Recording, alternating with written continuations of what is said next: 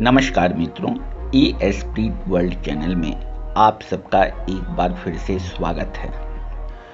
मित्रों, वास्तुशास्त्र और feng shui एक ही विद्या के दो अलग अलग स्वरूप और अलग अलग नाम कहे जा सकते हैं। इस बात में कोई संदेह नहीं है कि दोनों के काम करने का तरीका और उद्देश्य लगभग एक समान ही है। वास्तुशास्त्र भारत की प्राचीन विद्याओं के रूप में जानी जाती है, तो वहीं फेंग शुई चीन की विद्या है। दोनों ही विद्याओं के सिद्धांत नकारात्मक और सकारात्मक ऊर्जाओं को प्रभावित करने पर आधारित है। किस तरह से नेगेटिव एनर्जी को हटाकर वहां पॉजिटिव एनर्जी के प्रवाह को बढ़ाया जाए, इसी पर ये दोनों कार्य करती हैं।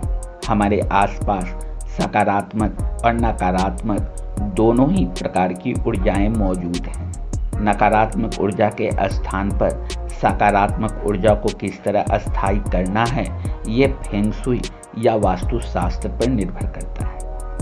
कई बार लोग ये समझ ही नहीं पाते कि उनके आभा मंडल में, उनके वातावरण में नकारात्मक ऊर्जा का वास है।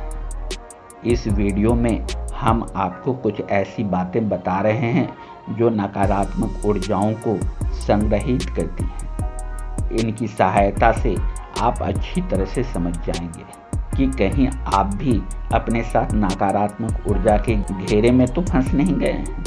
अगर आपके घर के मुख्य द्वार के आगे शौचालय है, तो निश्चित तौर पर आपके घर में नकारात्मक ऊर्जा मौजूद है। शयन कक्ष के ऊपर कभी भी बीम नहीं होना चाहिए। हमेशा इस बात का भी ध्यान रखना चाहिए कि दरवाजे के सामने सिर या पैर करके ना सोया जाए। घर के भीतर घुमावदार सीढ़ियां नहीं होनी चाहिए और इस बात का भी ध्यान रखना चाहिए कि आपका निवास घर के सबसे ऊपर वाले फ्लैट में ना हो।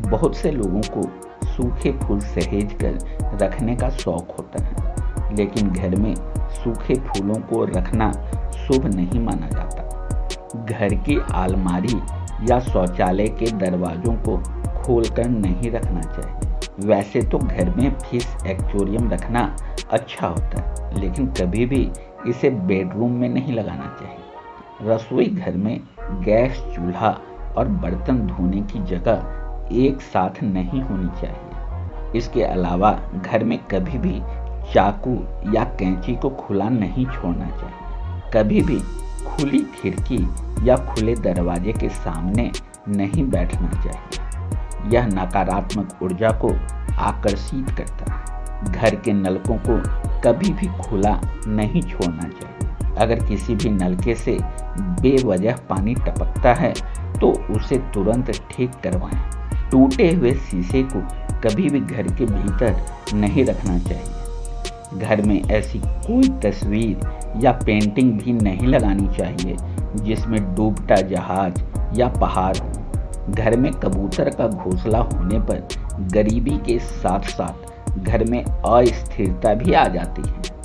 अगर आपके घर में ऐसा ही एक घोंसला है, तो इसे घर से दूर रख दें। मधुमक्खी का छत्ता आपके लिए ना सिर्फ खतरनाक ही है, बल्कि यह घर में दुर्भाग्य और गरीबी को आकर्षित करता है। इसे घर से जल्द दूर कर देनी चाहिए। मकड़ी का जाला ना केवल खराब वास्तु का प्रतीक है, बल्कि यह घर में नेगेटिव एनर्जी को भी आकर्षित करता है। इससे घर में गरीबी बनी रहती है। चमगादड़ खराब स्वास्थ्य, दुर्भाग्यपूर्ण स्थिति, गरीबी या यहाँ तक कि मौत के प्रतिनिधि माने जाते हैं। यदि आपके घर के आसपास चमगादड़ दिखते हैं, तो सूर्यास्त के बाद सभी खिड़कियां और दरवाजे सील कर दें, जिससे वह घर के अंदर ना आ पाए। तो मित्रों, कैसी लगी यह जानकारी?